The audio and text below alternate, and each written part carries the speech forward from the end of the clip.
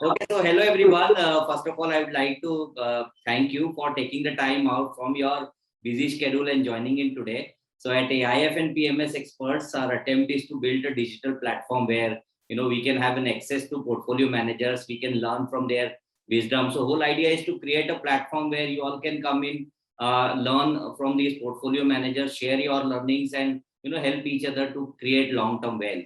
So I am accompanied by the entire investment team of Marcellus today, and the agenda of the discussion is to understand more about what is the kind of investment philosophy which is followed at the organization level. But before we come to the topic, since I have the entire core team sitting with me, let me have the privilege of asking Rakshit first. So Rakshit, a lot of investors are curious to know that what made you to kickstart this organization.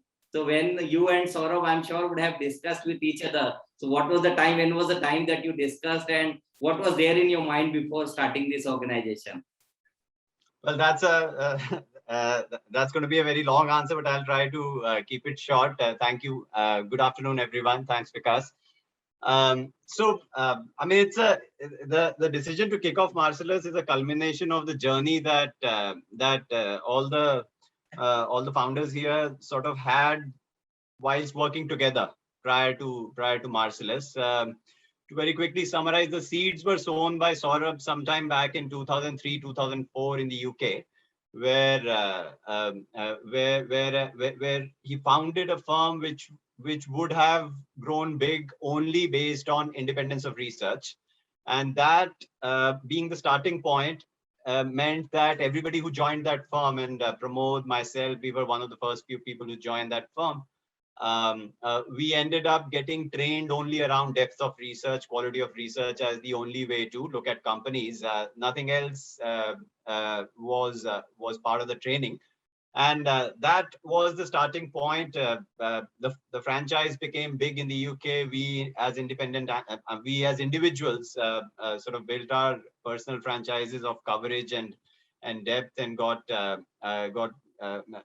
recognized for that in the noughties.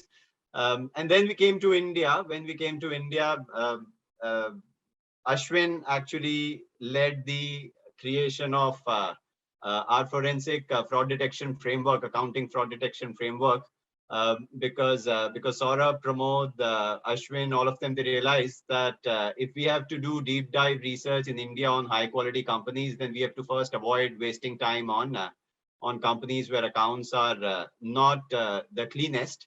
And hence that's where actually Ashvin created the tool, which is the first step of our research process today as well. Over the course of the sort of 2011 to 2016 journey, we realized importance of concepts such as, say, returns on capital in the Indian context, how capex is done, what great companies end up building for longevity, so on and so forth. And sometime in I think 2014, we launched a product. Saurabh and one of his colleagues, they launched a product called Ambit's coffee can portfolio, and it was actually the success of that product and working on that product which led to Unusual Billionaires being written as a book. Success of Unusual Billionaires then led us to believe that we can actually do this in a fund management construct. And when we tried our hands at that, we realized that this is actually this is actually something that we all love doing together.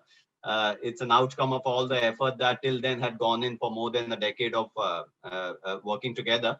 And hence, after doing that for a couple of years at Ambit, we sort of decided to be a little more entrepreneurial, and decided to put our skin in the game fully by setting up Marcellus as a firm of our own. And hence we are sort of doing what we are doing in this sort of an avatar. So that's the journey. Okay. So how has been your journey so far at Marcellus? If anyone would like to answer that, any one of you. Tej, Ashwin, Saurabh, you want to go for it?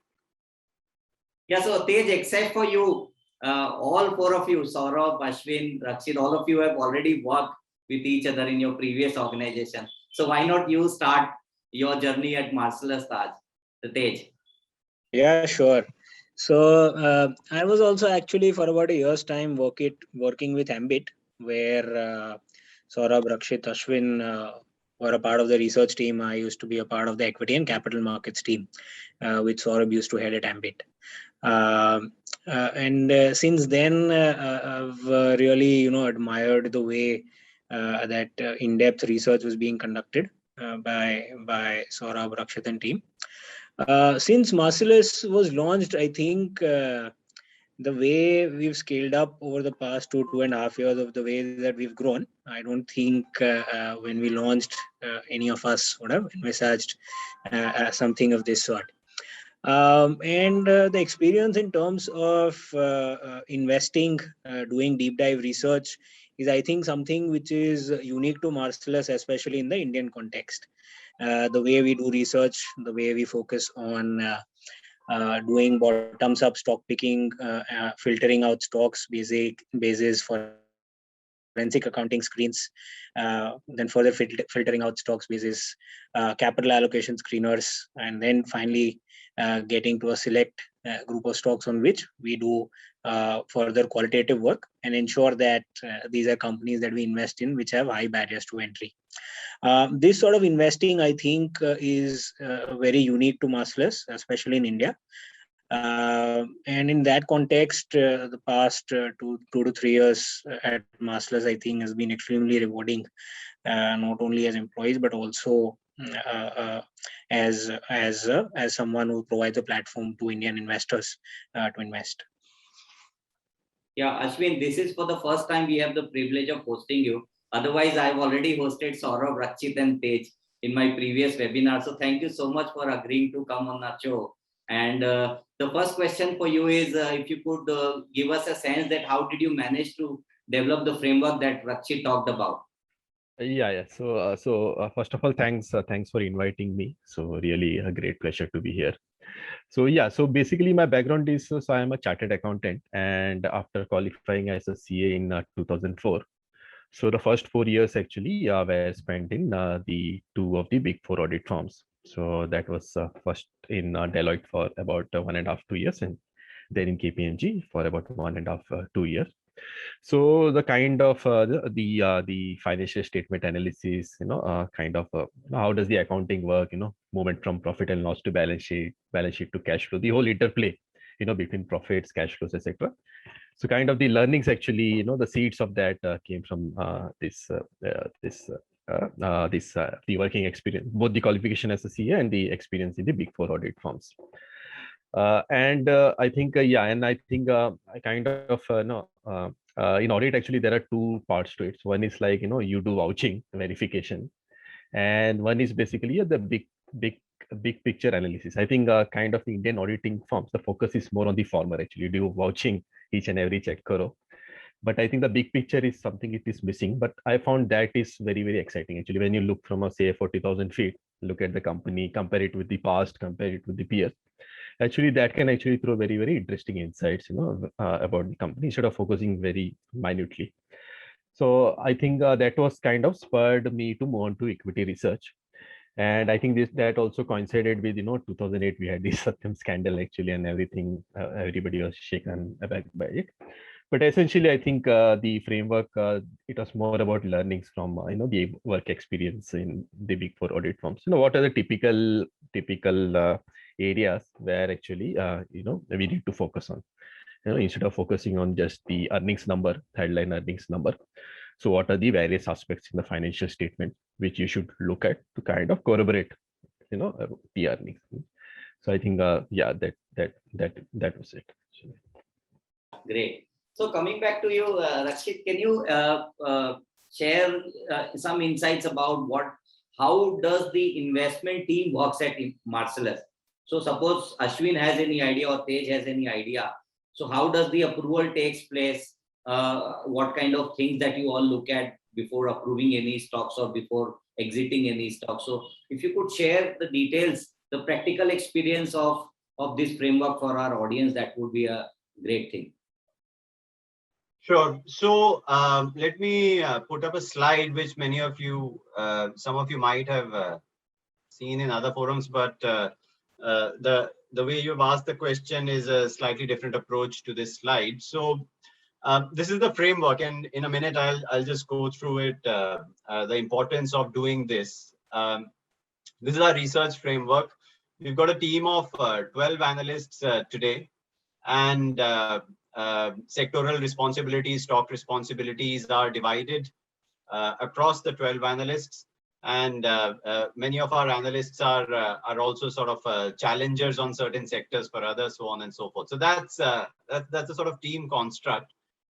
And rather than making it an individual-oriented either analysis and then taking a call on a stock and then approving that call as individuals, rather than keeping the whole process as individual-oriented, we've tried to put a process around it. What that process does is it quantifies every aspect of research that we want to do on a particular company. Then it puts together all those quantified parameters in an interplay that we have predefined, because some aspects of a company's fundamentals are more important to a particular philosophy, and some aspects are less important in this one and can be vice versa in another philosophy within the same fund. So there are different interplays for different funds of these quantifiable parameters based on the different philosophies chosen for those specific funds. What this does is this sort of a process, it makes it very transparent, very objective, and very quantifiable in terms of what types of stocks will get included in a certain portfolio and what types will not, right? Obviously, before we even do this, the coverage universe itself gets defined by the forensic accounting filters that Ashvin had put up, and the historical capital allocation track record consistency that we seek. That's the historical sort of filters which define the coverage universe. But then on the coverage universe, there can always be certain stocks which form part of portfolio X, but they don't form part of portfolio Y, and they can be vice versa as well. Stocks which form part of portfolio Y but don't form part of portfolio X, and that's where the philosophy comes in, right? So stock selection is actually very different as a science compared to philosophy selection, right? So doing research on a stock is very different from putting a philosophy on top for a fund to work at a portfolio level, right? Because risk rewards, as I said, have to be interplayed differently depending on what the philosophy is really seeking as objectives. So that's really the construct, and of course we've got forums created. There's a research forum within which discussions happen on a very frequent basis. And then on top, there are investment committee members who have to give a majority voting. And once that is done, a stock's inclusion or reduction or removal or even position sizing calls are made.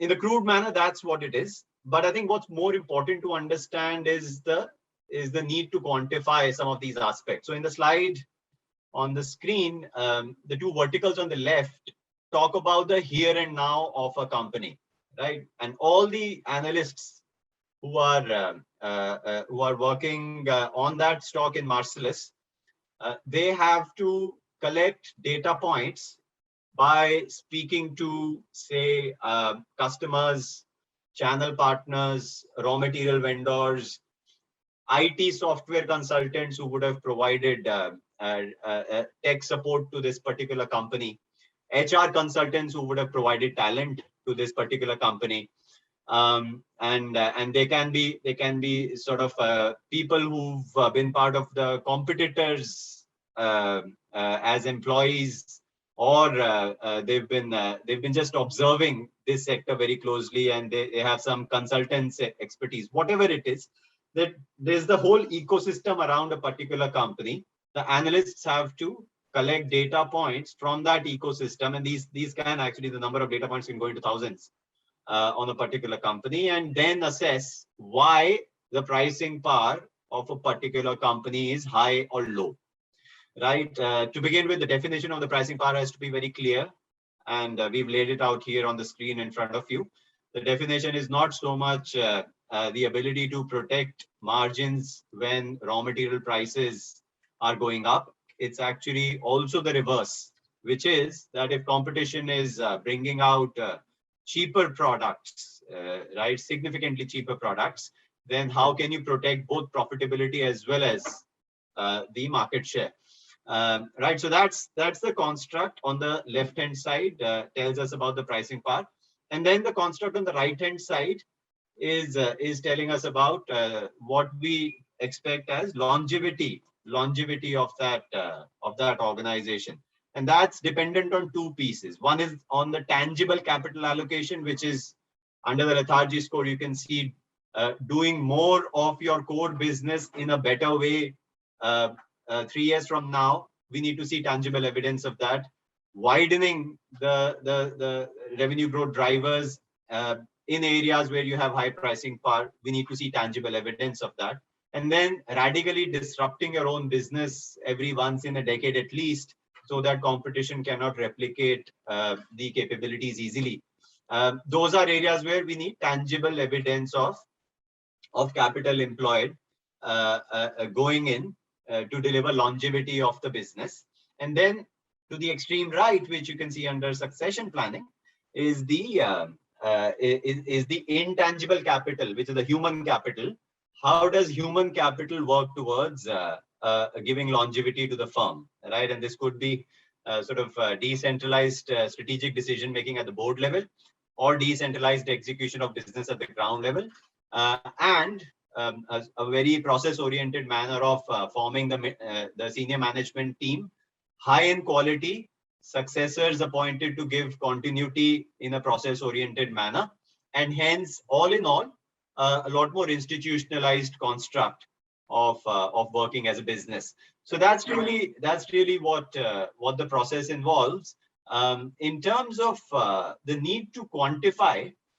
Right, this is actually very important for any investor to realize that many aspects of stock research, right, could be subjective in nature, or could be sort of intangible, non-quantifiable in nature, right? As in earnings growth, returns on capital, those are areas which are easy to quantify.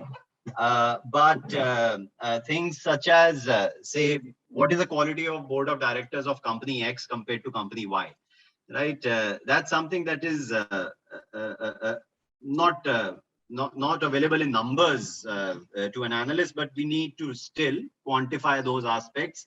If you don't do that, the challenges are there will certainly be lots of biases. And these biases will come in because of subjectivity of assumptions, of forecasts, and they could actually lead to delay in decisions to exit a stock from a portfolio. It could also lead to sort of a suboptimal position sizing happening because you couldn't quantify the parameters that you were trying to assess in a company adequately enough to decide what should be the position size, and gut feel sort of ends up being the outcome of subjectivity. Right now, what that does is, if you see here, this is actually part of a newsletter which we published literally 1 hour ago. Those of you who are clients would have received it. Others can visit our website to go through it.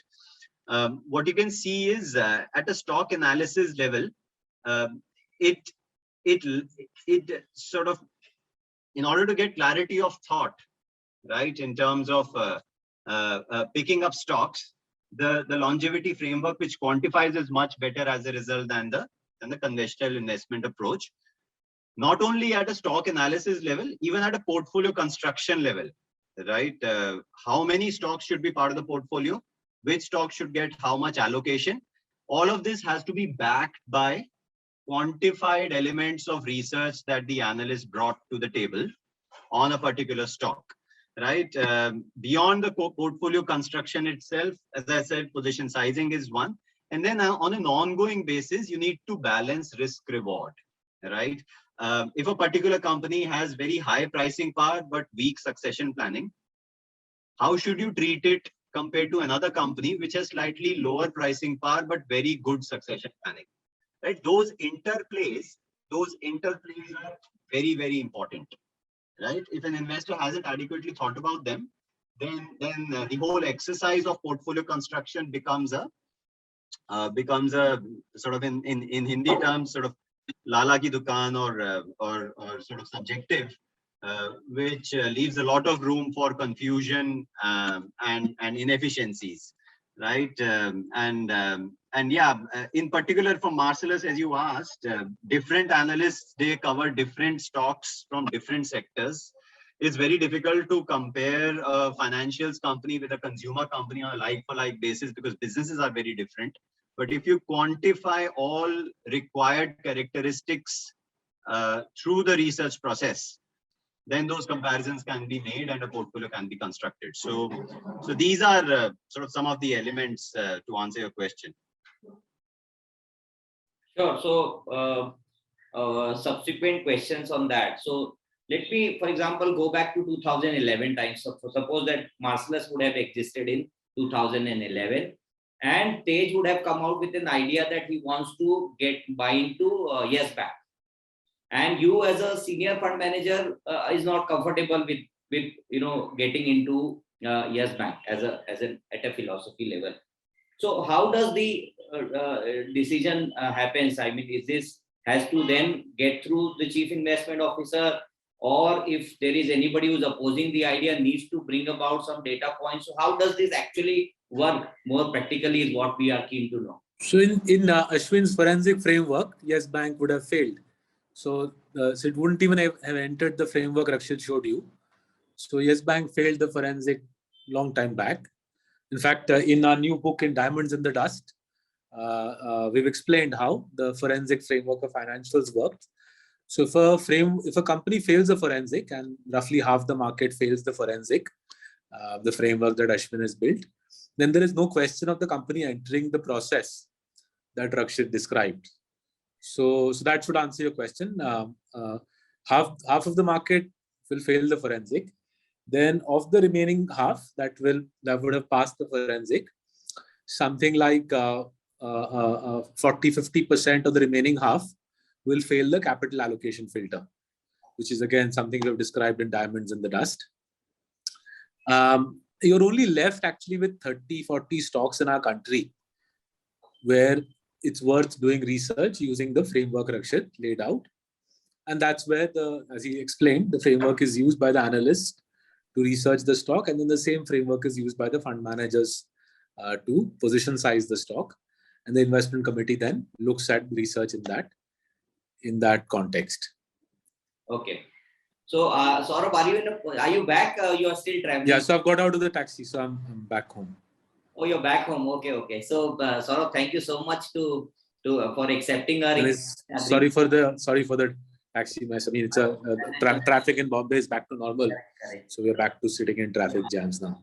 So, Saurabh, there are a lot of investors and they're all curious to know your journey. How did you begin, and what was the time when you decided that you want to start Marcellus, and how has been the journey? So there are two questions basically. One is that if you could throw some more lights on how the journey began, and then you came along with Rakshit and Pramod started this organization, and then how has been the journey so far, if you could share your experience. I think Rakshit explained it, right? We started working together in 2003 in the UK on British small caps, and at that time, we were new to stock markets, so we were learning our trade. So Rakshit and I used to cover UK insurers, then we broadened it to UK asset managers, non-bank finance companies in the UK, so on and so forth. And we became well known in the UK for our small cap research, not just the British firms, but also the global fund houses like Fidelity and Capital used to like our work. Some of the large family offices in the UK used to give us a lot of business. And that really was the beginning. That's when we learned that even at the age of, Rakshit, how old were you? I think 22, right? you're 22 or 23, I was 20, 26 or 27. We learned that if you applied your mind, even regardless of how young you were, you could be the best in the business. And it was a, it was a real revelation, because none of us come from business families or stockbroking families. We come from standard Indian middle class families. So for people like us to realize that now that I've understood the stock well, and in Rakshit's case, the sector he was in, there were some of the most complex companies in the London stock market, which is large insurance companies with complex insurance contracts. And yet, within I think 2 years of us starting coverage on insurance stocks, we became known as amongst the best insurance analysts in the UK. I think Rakshit went on to become a top 3 insurance analyst in the UK. In fact, we were discussing the other day that our favorite general insurers in the UK from 15 years ago have had a mind-blowing 15 years. They've compounded in sterling terms, in British pound terms. They've given 18-19% compounding. And there we were 24, 25-year-olds saying that these are great companies, they'll make a lot of money. Now, the thing is, when you're that young, you don't really have the belief, neither do you have the experience. But we could already see in that limited period of time that we could be good at this. Then January 2007, we did a little bit of maths and we realized that the British financial system will blow up.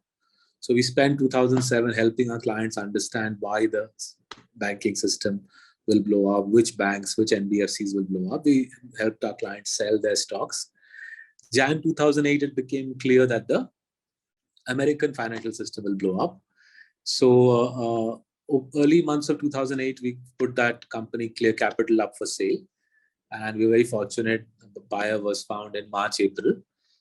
May 2008, 10th May 2008, we got paid for selling that company. And that was the day we migrated to India. And honestly, the reason for coming to India was, we could see, obviously not in as much detail as we do, but we could see from a high level, from a helicopter view that, having studied economic history at the LSE, I could see that every country goes through a 40-50 year period where the country gets integrated, the country gets joined up, right? And I keep citing that. America between 1880 and 1930 got joined up. You built the railroad system, telegraph system, the road network, and you took a country which was village economy, regional economy, usko aapne jod diya. And similarly, say Japan in the 50 years after the Second World War. And if you study these periods, you realize there's enormous wealth creation that happens in the stock market, mind-blowing wealth creation in these concentrated periods of time.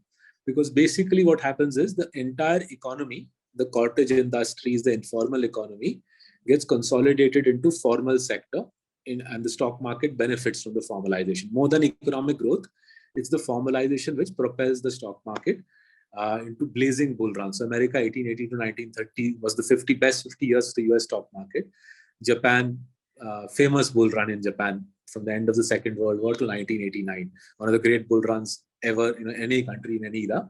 Similarly, Korea in the 50 years after the Korean War. So our view was that something similar will happen in India over the next 30, 40 years.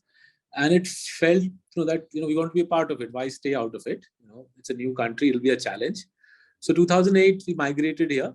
Obviously, we said we can't just get off the flight at, I think it used to be called Sahar Airport then. You can't just get off the flight at Sahar Airport and set up a asset management business. Let's get to know the country. And step by step, we got to know the country. Ashvin became the forensic guru par excellence. People like Rakshit became, I think, the best consumer experts you'll find in the country. I don't think there'll be too many people in India who will know the consumer sector better than Rakshit does. I met Tej, I think, when he was like, I can't imagine. Tej has always looked young, so he was even younger when I first met Tej, right? And it quickly became apparent to all of us that he's an extremely bright guy. So he became the financials guru, and gradually we figured out, between 2008 and 2018, we figured out a straightforward philosophy of investing sensibly and compounding well in India. As Rakshit explained, Unusual Billionaires in 2016 was a big part of that process. I think 2018 2018 January, we published Coffee Can Investing. January or February, published Coffee Can Investing. That too became a blazing bestseller. So we realized it's not just that this is something intellectual that we have figured out. We realized there's real bhook, real hunger amongst the Indian public for this type of investing. They're buying the books in their lakhs. And that's when, again, we don't belong to wealthy families. So we mustered some courage, spoke to our better halves, garnered our savings. And that's how Marcellus came about, right? And basically the fundamental call is that what do we bring to the table? We are able to participate in this consolidation process where the whole of the country, the entire country is rolling up into the hands of 20 well-run, very efficient, very smart companies. Our job is to identify those, position ourselves to buy those stocks.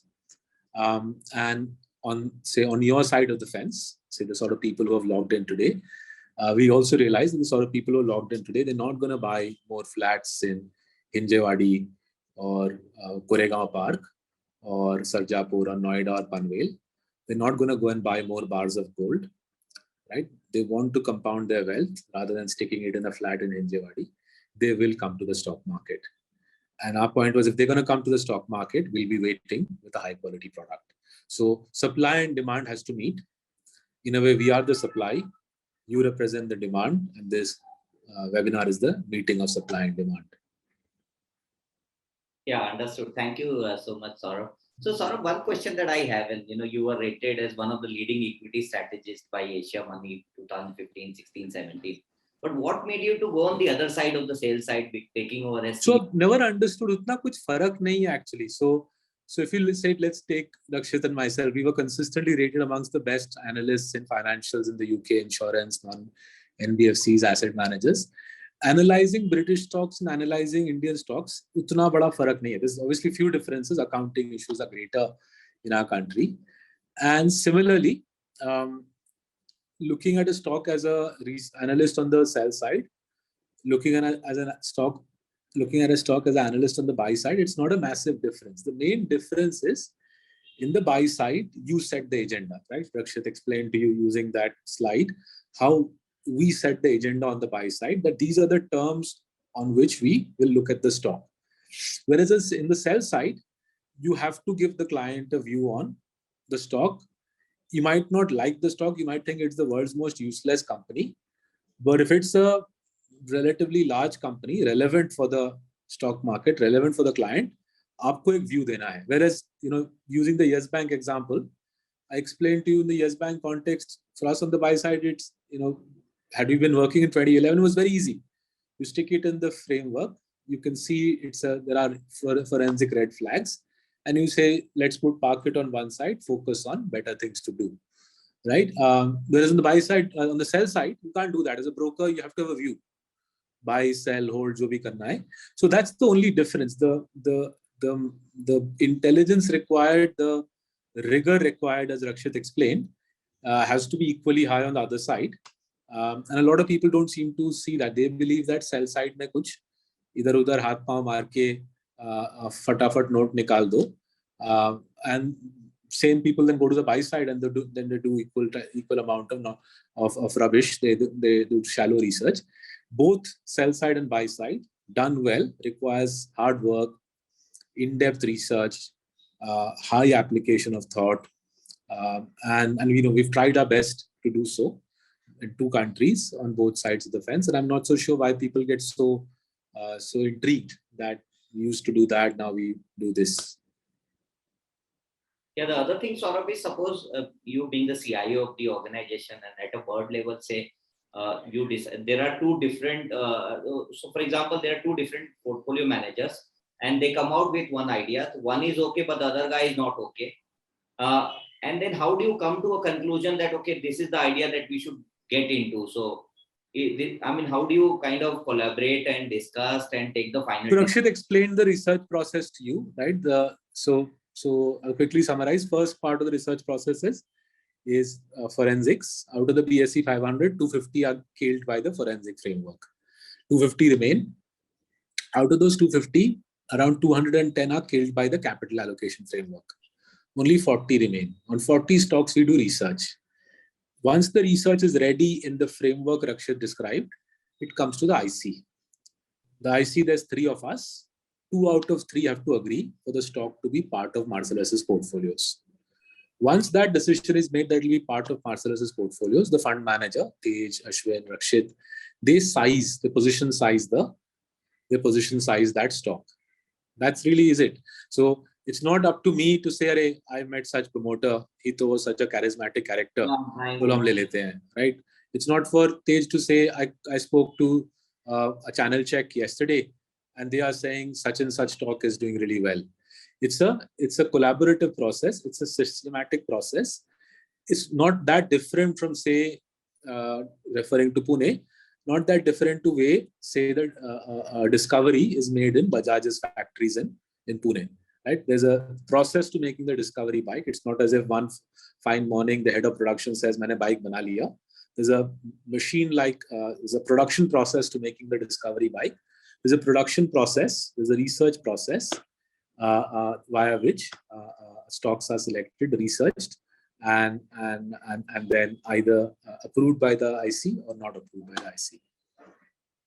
So last question from my end. Rakshit, if you could turn off the presentation, then we can start the Q&A. So last question from my end, Saurabh. How does the risk team, do you have a separate risk team which works along with fund management team, or do they report to you separately, or how does it work when it comes to managing the risk? So the risk team reports to the head of compliance. The risk team reports to the head of compliance. And the risk framework has been agreed it's been created by the compliance and risk team. They've created the framework. The fund managers gave inputs into the risk framework as to what sort of things are monitored. So there's a range of things. So first of all, you're looking at liquidity risk, right? Are we ending up buying too much of a stock across our portfolios? There's a monitoring of that. And as soon as certain limits, certain amounts of AUM are exceeded, a note goes out to the fund managers that you can't buy more of the stock. We are already accounting for too much of the free float in the market in said stock. Second area is risk around drawdown risk. Do we have a portfolio where stocks which are accounting for a high weightage in the portfolio are stocks where there is illiquidity alongside high weightage? So if there's illiquidity, it's one thing, but if illiquidity is then accompanied by a heavy weightage in the stock, then there's a different level of risk for us to consider. So there's a template for this. The template has to be filled up by the fund manager, submitted to the risk team. The template has to be, you can hear me, right? Yeah, the template has to be filled up by every fund manager every quarter and submitted to the risk team. And if need be, remedial action is suggested by the risk team and it has to be followed through by the fund manager. Okay, so if you all are okay, then can I start taking questions? Yeah, everybody else okay? Sure, yes. Okay. So first question is for Rakshit, and I would request all the participants, if you have any questions, please type in your questions in Q&A box, not in the chat box. That is one. And before we start the Q&A, one disclaimer here that whatever stock ideas or anything that we are discussing about, please do discuss with either your wealth advisor or with my team at AIF and PMS experts before you invest in those companies. So we would not suggest you to do so. So first question. Just to echo that, folks, we are not a stock tipping service.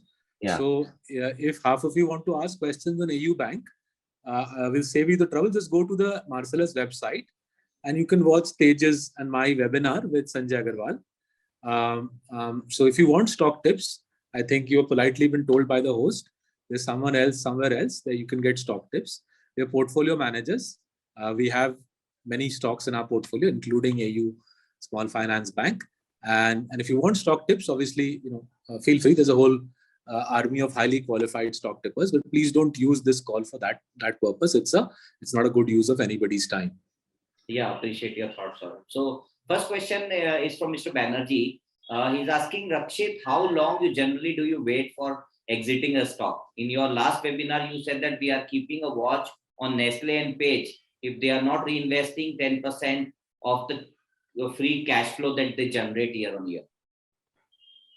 Yeah, no, okay. So I didn't indicate in the last webinar that Nestle and Page we are reviewing for exit. I just said somebody asked that their capital reinvestment rate over the last couple of years has been lower than 30-40%, and I mentioned that yes, we'll keep looking at it. If it remains low for any stock over the next longer period of time, then yes, it's part of our process to keep monitoring that. So that's a disclaimer. Now, how do we assess this time before we make a call? So it actually really depends from stock to stock basis. On the one extreme, we've had a case where Group Finance was exited from our portfolio literally overnight. The time taken between the event there was Bandhan taking over ownership of the HDFC Limited stake.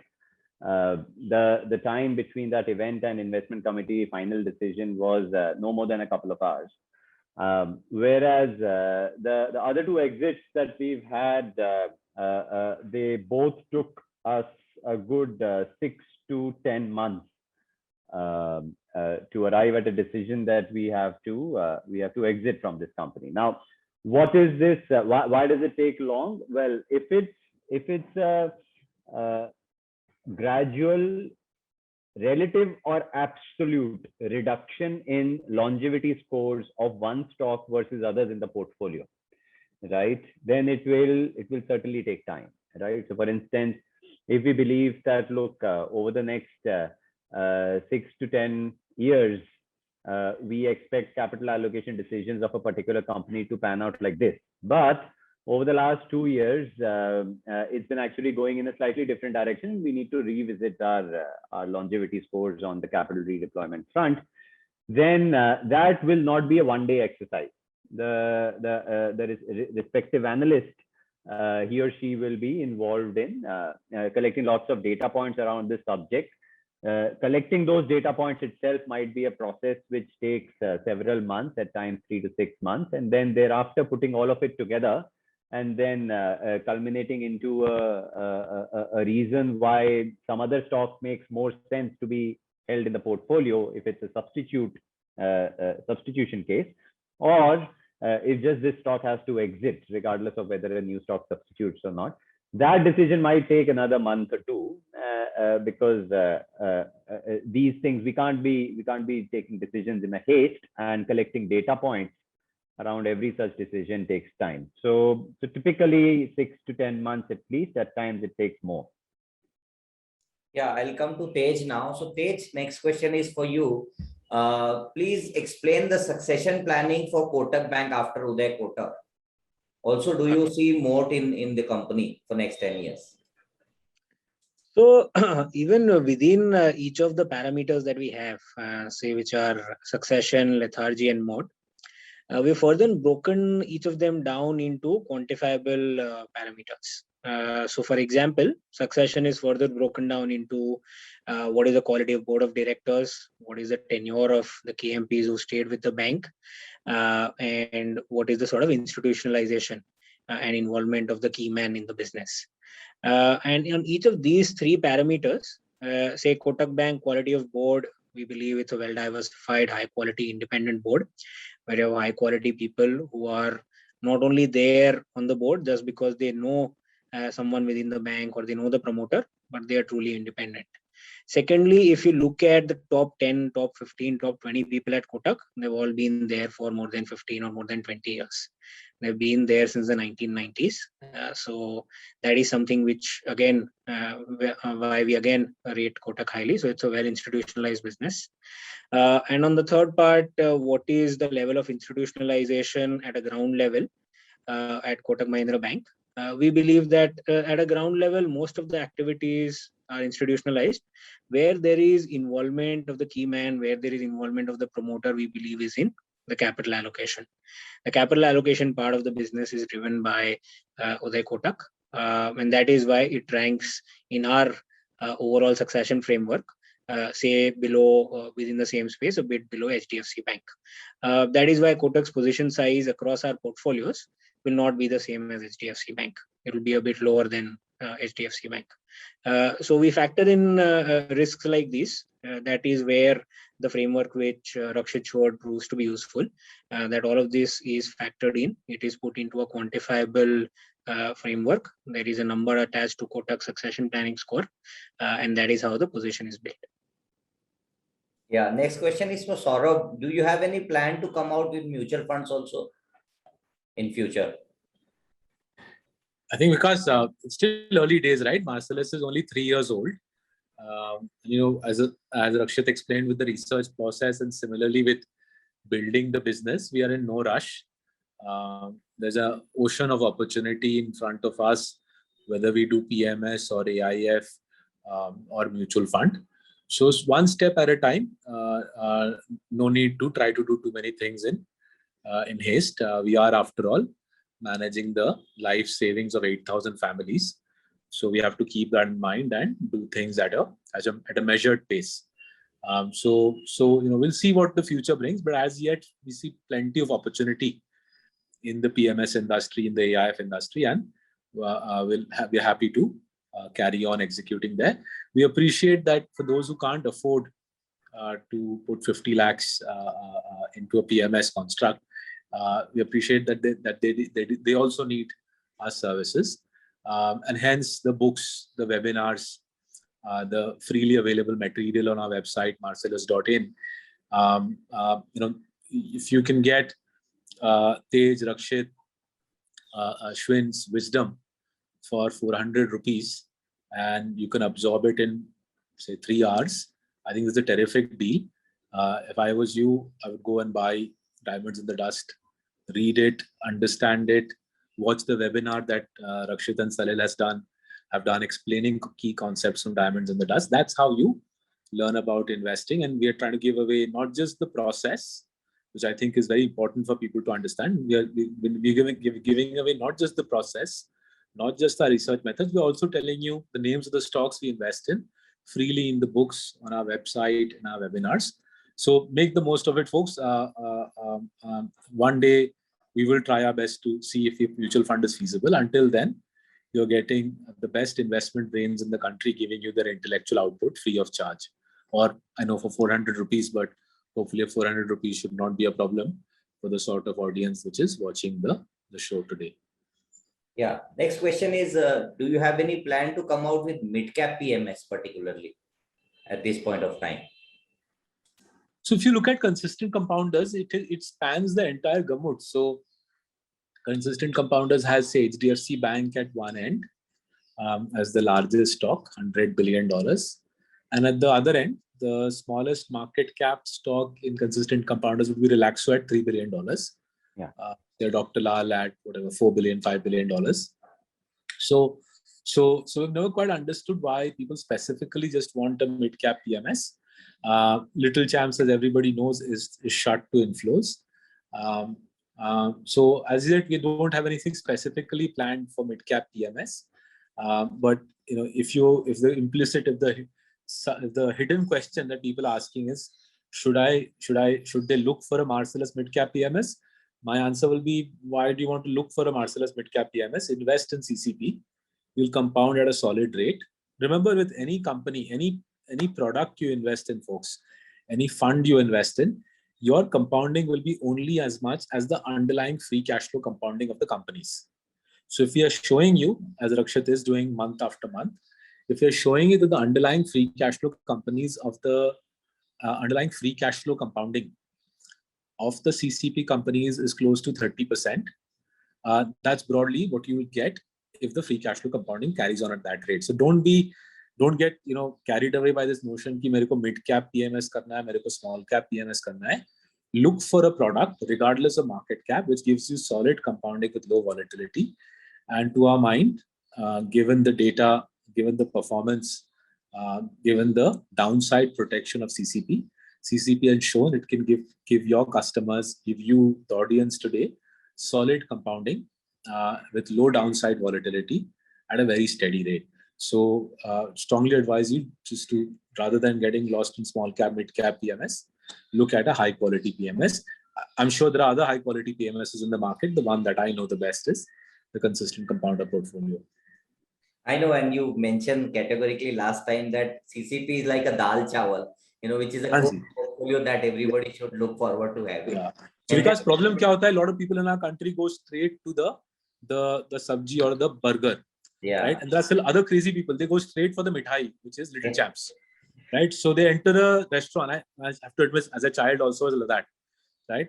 I used to go to a restaurant से पहले mithai, पहले small cap, फिर मैं दाल चावल लूँगा. Yeah. And obviously my mom used to say that नहीं, if you have the mithai, तुम्हारी भूख मर जाएगी. तो पहले दाल चावल खाओ, फिर बाद में मिठाई. And that's how investing has to be done. पहले CCP करो. Yeah, first core portfolio has to be built. हाँ जी. Right. That being said, there are some parts of India where they do it the mithai first. Right. So the part of India I come from, वहाँ पे ऐसा नहीं होता. Bengalis have the mithai at the end. But there are parts of India where people have the mithai first. Whichever part of the country you come from, I would suggest begin with dal chawal first or idli sambar. Begin with the main course, the carbohydrates and the proteins first. Then go for the calorie rush of the dessert of a small cap calorie rush. Yeah. And Saurabh, what happens, because we are on the client facing side and we keep getting this request whenever I come across with new clients, is that make a small cap though, because small cap has delivered 25% CAGR returns for last 5 years. So because we have the most number of diabetic patients in the world. India has. Why? Because India consumes the most sugar of any country in the world. India moves the world sugar price, right? Because हम इतना चीनी खाते हैं, we have diabetics. And as I'm sure anybody who knows, right? It is tough being a diabetic, right? आपका पूरा insulin का issue बन जाता है पूरे life के लिए. So just as in eating, similarly as in investing, you go for the good stuff, the attractive stuff right at the outset. You will cause damage for your portfolio. Build the foundation of your portfolio with CCP. That should be the foundation for every household. One layer up is KCP, right? And then the dessert at the end is Little Champs. At the moment, we're not serving dessert. If Ashwin allows us, agle saal, we might serve dessert again. All right, couple of more questions. So quickly, we'll have to kind of take as many as we can, and then before we conclude. So one question is very interesting, personal question for you, Saurabh, from Vikas Quatra. He's asking that what makes Saurabh happy, capital protection or capital appreciation? It was darpok middle class इंसान हूँ मैं. I come from an extremely modest background. Capital protection all the time, right? Capital protection, defense. Rahul Dravid in Diamonds in the Dust. We have a whole chapter on Rahul Dravid. Why Rahul Dravid is what every investor should be. I love watching Virender Sehwag. I loved watching VVS Lakshman, Saurav Ganguly, the heroes of mine as I was growing up. But if you had to choose a batsman to bat for you as your fund manager for you, Rahul Dravid, the man who's played the most number of balls in Test cricket, more than any other batsman in Test history, the man who's won more Test matches for India overseas than any other batsman in Indian history, and the man who was the most impactful cricketer in the time he played for India, right? A match winner more than any other Indian cricketer you and I know. This is statistics. This is not my fan following of Rahul Dravid. The statistics are in Diamonds and Dust. This man has been the most impactful cricketer in cricket. In investing terms, has been the biggest compounder for India. But it's boring. What he's done is boring, and that's how investing works.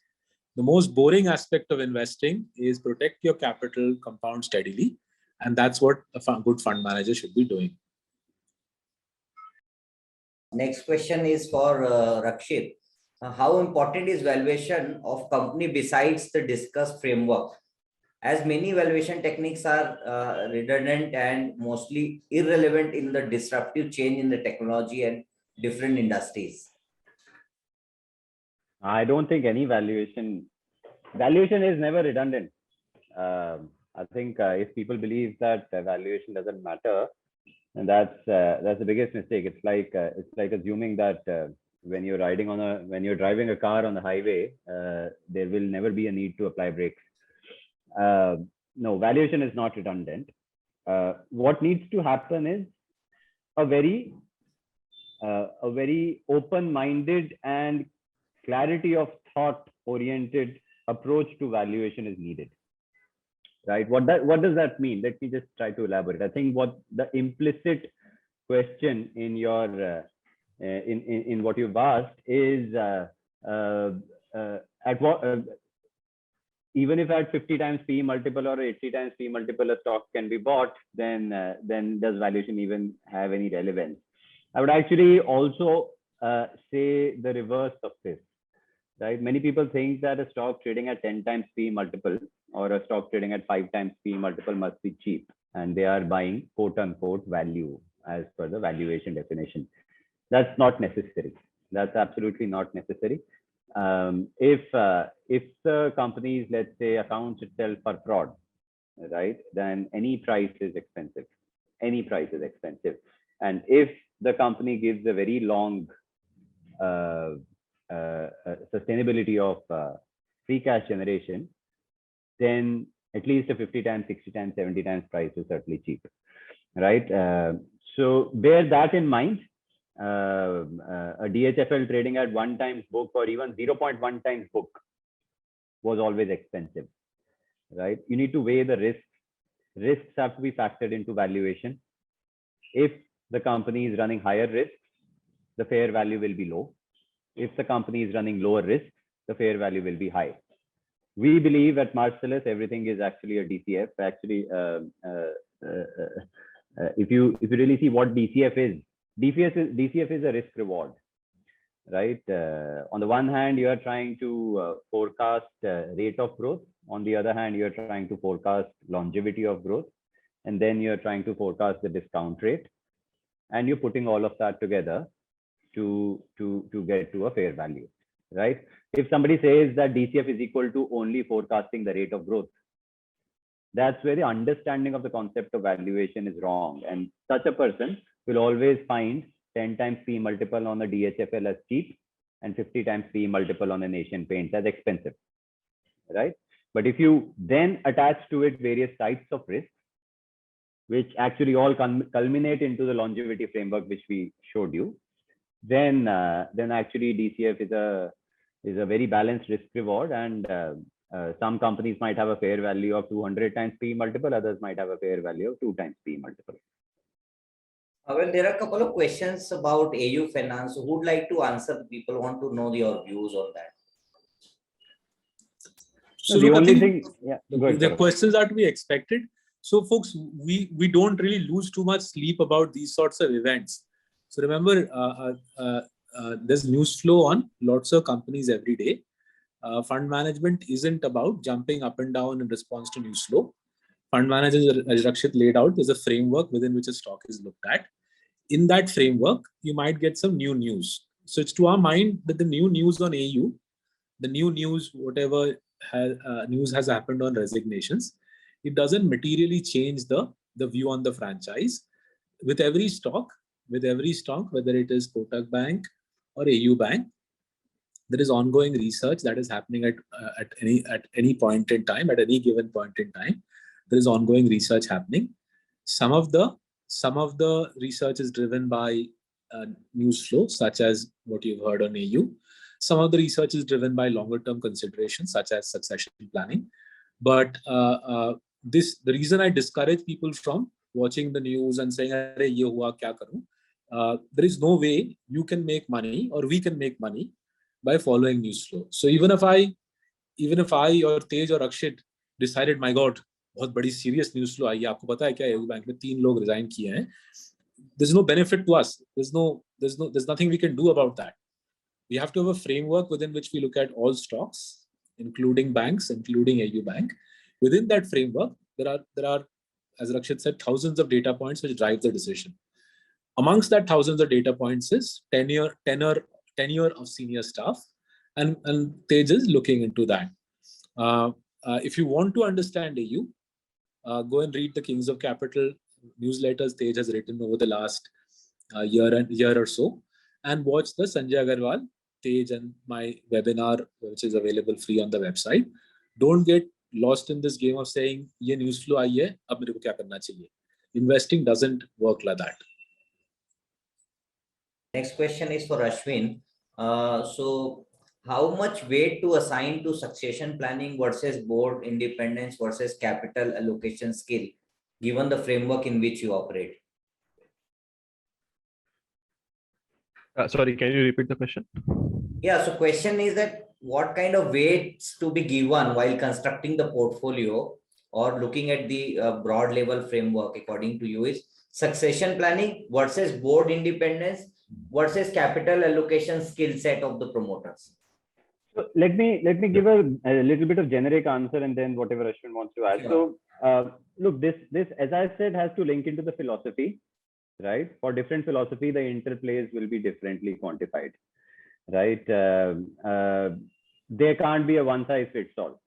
So what works between succession planning and say pricing power interplay for CCP might or might not work in exactly the same way for KCP, for LCP, for someone else's philosophy. Someone might actually completely ignore succession planning, and another person might actually completely ignore pricing power, right? So there's no one size fits all, and yeah, internally we do have those interplays. Which obviously we don't disclose, but it doesn't have to be one size fits all. But Ashwin, anything you want to? Yeah. So I agree with Rakshit. So obviously, for example, in case of small companies, so if there are 5 independent directors, it will be a very tough ask to expect all 5 would be, very, very prominent names. So for example, in that case, even 3 out of 5, if are very prominent, very strong standing, I think that will tick the box. Similarly, capital allocation is also very subjective call. And more specifically in case of small caps, if a company has a history of very bad capital allocation, I think it will get eliminated the quant screen itself. It will, in fact, that company will not even come up for consideration in our longevity framework actually. Because, for example, a bad capital allocation decision can actually wipe out your net worth, and this is especially true in the case of small caps actually. So yeah, so it will depend upon the philosophy surrounding the fund. Yeah. So next question is any one of you can answer. So there are a lot of IPOs which are getting listed. So how does the Marcellus investment philosophy looks at that, and how do you participate in those IPOs? Rakshit, do you want to answer? Yeah. So let me give a couple of examples. We've invested in Dr. Lal Path Labs, HDFC Life relatively soon after their IPOs. In particular, Dr. Lal. At the same time, we've stayed away from any other IPOs because we just didn't have enough understanding of those companies. So IPO is not an event which has to be part of a philosophy, right? So actually, I would say the question itself is redundant. IPO is just from privately listed to publicly listed conversion of the status of a company. Now, at the time of listing, if a company has had a long historical track record, which we can learn from about the DNA of that company, and if that track record is available for us to analyze, right, then we would certainly look at IPOs.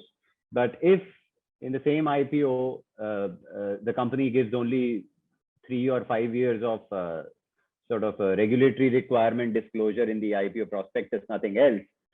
For instance, you can actually look back at Dr. Lal's prospectus and compare it to maybe someone else's prospectus. Dr. Lal gave, I think, 12 years of historical data when the firm IPO'd. We took that historical data, then we went on the road, understood Dr. Lal's business model, did a lot of work, spoke to various people in the ecosystem, as I said, collected thousands of data points, and then arrived at a decision that we want to invest in Dr. Lal. So the decision to invest or not invest in an IPO to begin with has to be based on, do you even have enough understanding of the company or not? Otherwise, there's no difference between recently IPO'd versus some company which IPO'd 40 years ago. Okay, next question is again for Rakshit. So stocks like Nestle has grown many folds over the last 10 years because they were of much smaller size then. Now they are huge companies. How are you so confident that these type of stocks will grow even more from next 10 years perspective and become dinosaur in size? So let me quantify those things, right? What is huge, what is small? Nestle today is, I think, the whole packaged foods industry, excluding milk, is more than 1 lakh crore. Nestle is a very small fraction of that. If you look at it like that, Nestle is very small, right? When you look at, say, the dominance of Nestle noodles, even 10, 15, 20 years ago, it was a monopoly.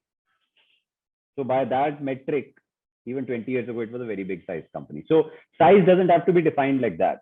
The way to define size is, what is this company capable of doing in terms of, first of all, growing its core business. Secondly, adding more verticals to the core, right? As you remember, when I showed you the longevity framework, the lethargy score vertical had 3 components to it. The first and second component were investing capital to deepen your core. And second component was investing capital to add new revenue growth drivers, right?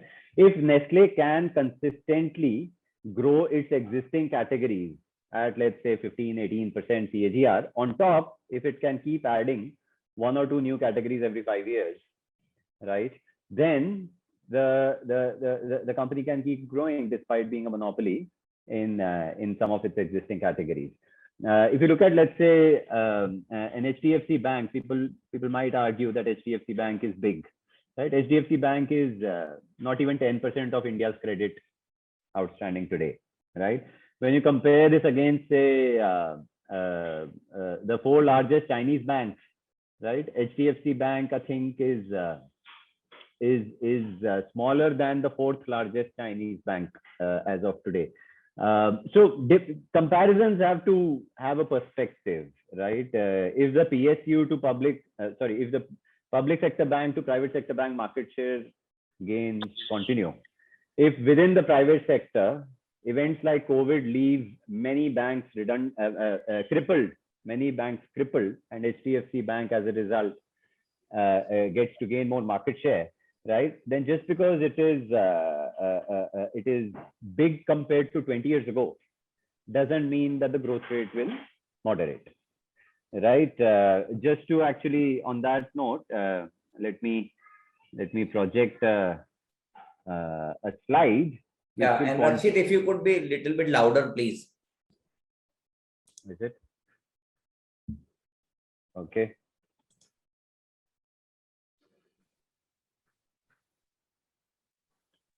All right. So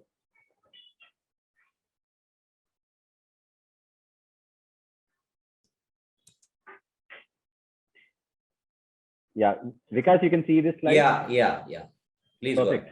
So look at the table on the left. This is last 20 years of free cash flow compounding, right? Broken down into 5 years of successive 5-year periods, right?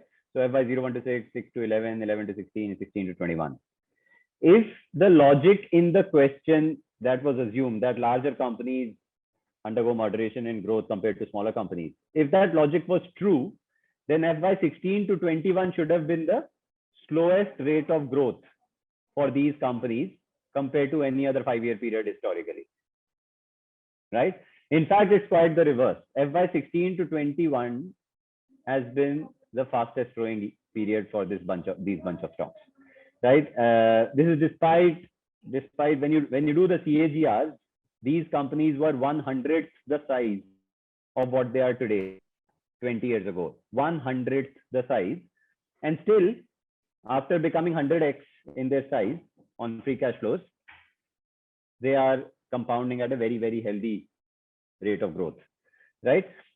So in that regard, it doesn't matter what size the company is, as long as India is a big country, the sectors within which these companies operate have a long runway to grow, and capital allocation decisions of these companies keep adding new revenue growth drivers with high pricing power on an ongoing basis.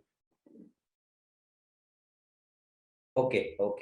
All right. So you just one point I'll make, Vikas. I think what Rakshit is trying to convey and what we try to convince people is, I don't think people understand just how poor a country we are, right? So even if our economy grew at 6% real and say 10% nominal, 10 years hence, we will be like Sri Lanka in terms of per capita income. 20 years hence, we'll be like Thailand, right? So with such a poor country, with so much to do ahead of us, right? Even with 20 years of good growth, we'll still be a developing economy. China's per capita income China's per capita income is 4 times India's size. China's milk powder market, the baby milk powder market in China is 5 times India's size. Right? So with companies like the ones Rakshit has beamed up on the screen, don't, the people watching today, don't kill yourself trying to figure out kitna aage badega, because if you do that again, you're back to the small cap nonsense we were discussing a few minutes back. You will convince yourself, I have to buy some chota company, otherwise I'll never make any money, and you'll rob yourself of the best compounding opportunities available in the nation, which Rakshit has beamed up in front of you. Right? We're a super poor country. Per capita income is very low, $2,000, which is abysmally low. We're a massive country, 1.4 billion people, 140 crore log with low per capita income. So low that 10 years hence will be per capita income of Sri Lanka level, and 20 years hence will be Thailand level. So make the most of those 20 years rather than sitting and convincing yourself that Nestle is some big company and it will become a dinosaur. Those concerns are completely unwarranted. We're still a very, very poor developing economy with a massive growth runway ahead of us. Okay, so now Rakshit, you can now turn off your presentation. I think we are done with all the Q&A. There's one investor, by the way, who is mentioning that he's one of the investors in the fund, and he's saying thanks to Saurabh for increasing weight in Bajaj Finance. So while I want to say that this is an outcome. So there's nothing that I did, by the way. Tej is the man who did the research, the framework Rakshit showed you, drove the upgrade. Our job is just to be rational, analytical, process oriented, rather than watching news flow, watching the ticker and jumping up and down. Right? That's what I was telling you. Don't watch the news flow ki kya ho raha hai, kya announcement hai, TV mein kya baat aayi, kya share price movement. That's not going to make you money. You have to have an investment process. The investment process has to be systematic. It has to be rigorous. And what we are trying to do for you with this book, with Diamonds in the Dust, is give you the process. Hamari process hum aapko de rahe hain, right? 400 rupees mein de rahe hain. If you don't want to spend the 400 rupees, let Vikas know, and we will get a complimentary copy of the book across to you. It will save you a lot of trouble in trying to go around in futile stock picking and wild stock picking in small caps. Have a process, implement the process, and you won't need us then to make the sort of stupendous call that Marcellus team made on Bajaj Finance. When was it? 30th April 2020 or first week of May 2020? Yeah, first week of right. And आज लोग AU पे उछल रहे हैं. I remember January, February, March, April 2020, Bajaj Finance fell, I think 70%, right? And for some whatever reason, still can't understand. People were panicking. Senior fund managers are panicking. Let alone Vikas, your clientele. बड़े बॉम्बे के दिग्गज fund manager से phone कर रहे हैं कि Bajaj finance का क्या होगा भैया. And we were bemused because हमारे process में तो Bajaj Finance is looking good, right? Strong franchise, well-run franchise. And so basis the framework Rakshit explained, I think they tripled or doubled the Bajaj Finance position last week of April 2020. It had fallen almost, to, I think, 3.5%. We went to 8.5-9%. So almost triple कर दिया. And मुझे याद है Saurabh, sorry to interrupt, आपने चीख के बोला था लोगों को बजाज फाइनेंस के बारे में. मुझे आज भी याद है. That was in the first week of May, I remember.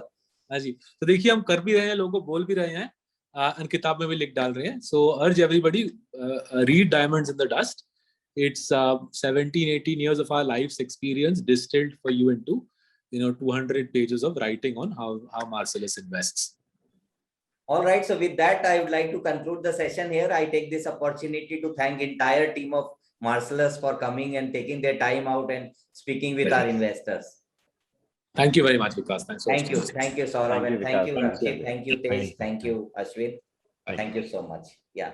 In case if any of the investors has any question, they can mail it to me at vikas@ailpms.com. I'll ensure that I'll have this answered. Thank you.